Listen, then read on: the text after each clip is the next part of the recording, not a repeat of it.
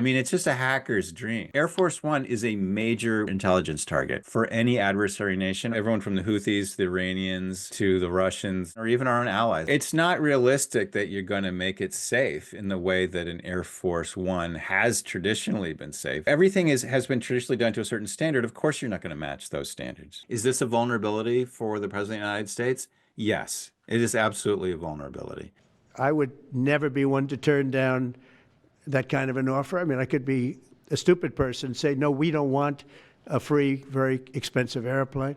There's many aspects of security that if your job is to protect the President of the United States, or if your job is to protect the secrets of the United States, then this is a massive headache for you because this is a plane that does not have the secure communications, doesn't have the anti-missile defense systems that a normal Air Force One has. It's just wide open. Physically, you can imagine all the people that surround an airplane when it's on the tarmac at an airport.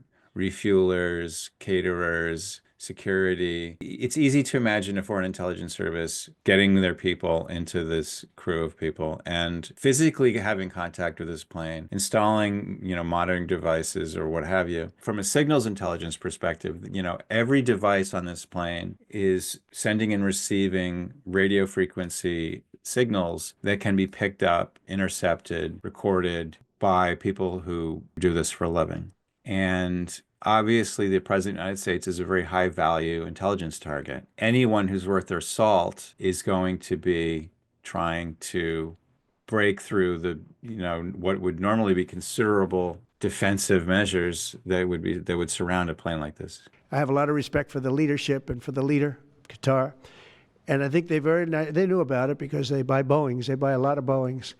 And they knew about it. And they said, we would like to do something, and if we can get a 747 as a contribution to our Defense Department to use during a couple of years while they're building the other ones, I think that was a very nice gesture. You're looking at this plane being bugged. I think you're potentially having listening devices, recording devices, both audio and radio frequency being installed potentially anywhere on this fairly massive airplane. So it would be a huge job to try to sweep it and make sure it's not compromised. And it helps us out because, again, we're talking about we have 40-year-old aircraft. The money we spend, the maintenance we spend on those planes to keep them tippy-top is astronomical. You wouldn't even believe it. So I think it's a great gesture from Qatar.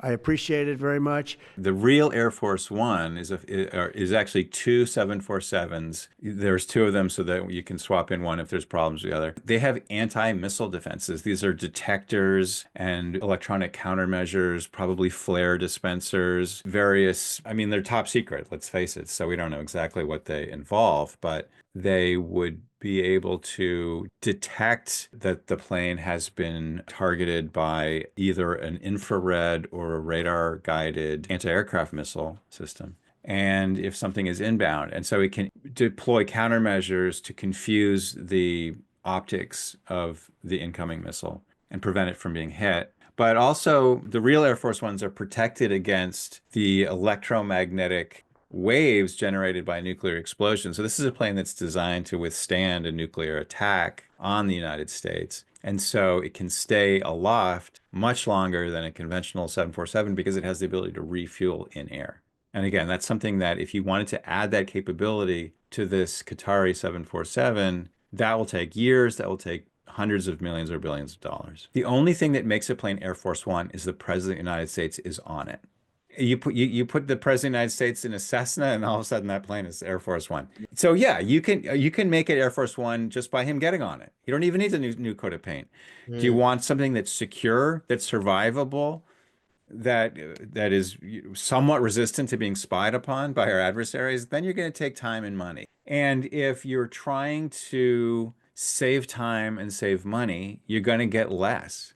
I mean, we have our nuclear deterrence is based primarily, not exclusively, but partially on these B-52 bombers that have been flying since the 50s. It's like aircraft can keep going. So there's absolutely no reason why there's a sense of urgency about having a new Air Force One. And if you try to do something quickly, of course it's going to be compromised. Of course it's not going to have the same level of capabilities. Now, what are you going to decide to cut? What are you going to decide to leave out? There is no such thing as perfect security. No matter how much time and money you spend, you have to recognize that there might be something that you didn't think of. Human beings are incredibly clever and deceptive and all sorts of things. Humans are a formidable adversary. Never underestimate your enemy.